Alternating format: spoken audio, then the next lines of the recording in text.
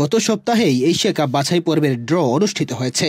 2027 সালে সৌদি আরবে অনুষ্ঠিত সেই আসরে বাছাই পর্বের প্রত্যেক গ্রুপ চ্যাম্পিয়নরা খেলার সুযোগ পাবে মূল পর্বে। তবে বাছাই পর্বে তুলনামূলক সহজ প্রতিপক্ষ পেয়েছে বাংলাদেশ, যেখানে বাংলাদেশের প্রতিপক্ষ যথাক্রমে সিঙ্গাপুর, হংকং এবং ভারত। যদিও শক্তিমত্তা আর পয়েন্ট তালিকায় তারা বাংলাদেশের থেকে এগিয়ে রয়েছে।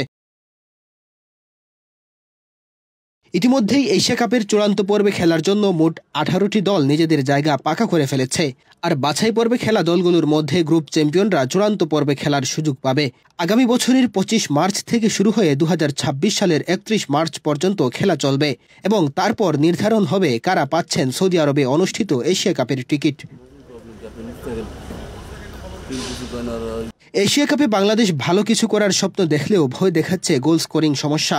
টাইগারদের ফিনিশিংয়ে দুর্বলতা একদম স্পষ্ট, ফলে অসংখ্য ম্যাচ জয়ের সুবাস পেয়েও শেষ পর্যন্ত খালি হাতে মাঠ ছাড়তে হয় তাদের।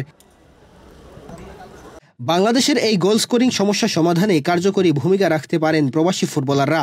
বাংলাদেশি বংশোদ্ভূত ইংলিশ ফুটবলার হামজা চৌধুরী হতে পারেন অন্যতম ভরসা।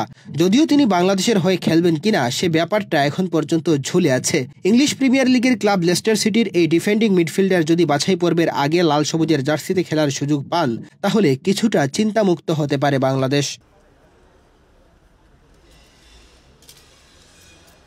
মালির ফুটবলার সুলেমান দিয়াবাতে বাংলাদেশের ঘরোয়া ফুটবলে খেলে যাচ্ছেন প্রায় 5 বছর ধরে। তাকে বাংলাদেশ জাতীয় দলে খেলানোর পরিকল্পনা হাতে নিয়েছিল বাংলাদেশ ফুটবল ফেডারেশন, কিন্তু জাতীয় দলের জার্সি জড়ানোর প্রক্রিয়া কিছুটা জটিল। বিষয়টি স্বরাষ্ট্র মন্ত্রণালয় দেখছে। একই সাথে তার ব্যাপারে ইমিগ্রেশনও খোঁজ খবর দেওয়া হচ্ছে। বিদেশি খেলোয়াড়দের নাগরিকত্ব দেওয়ার ক্ষেত্রে দেখা হয় তিনি বছরে কমপক্ষে 180 দিন সেদেশে অবস্থান করছিলেন কিনা। সব প্রক্রিয়া মিলে গেলে তবেই খেলতে পারবেন মালির এই স্ট্রাইকার।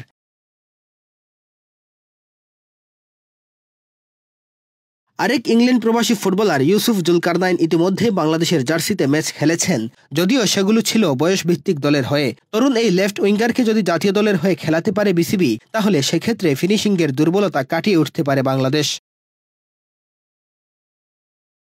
গত এশিয়া কাপে শুধুমাত্র ফিনিশিংয়ের দুর্বলতার কারণে হেরেছিল বাংলাদেশ। এরপর ফিনিশিংয়ের দুর্বলতা কাটাতে নানা উদ্যোগ নিয়েও কার্যত কোনো ফল পায়নি বাফুফে।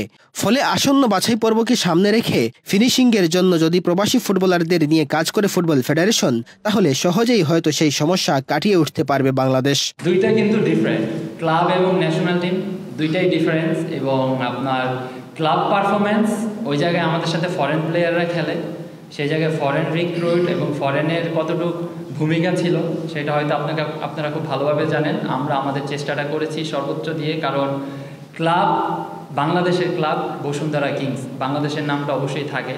তো সেই জায়গা দিয়ে দেখেন আমরা যেই লেভেলের আমাদের এক্সপেকটেশন ছিল সেটা আমরা করতে পারি নাই। But national team, Bangladesh football team, এটা ডিফারেন্ট কাইন্ড অফ সিচুয়েশন এবং ডিফারেন্ট কাইন্ড অফ আমার কাছে মনে হয় যে আবেগ। তো ওই জায়গা দিয়ে আমি বলবো যে বাংলাদেশের জন্য প্রত্যেকটা প্লেয়ার যারা আছে আপনার, আমার কাছে মনে হয় যে ডাই অন দ্য পিচ, এরকম মেন্টালিটি আমাদের কালকে হয়তো ভালোভাবে দেখতে পারবেন এটা। মেহেদী হাসান তালহা, বাংলাদেশ প্রতিদিন।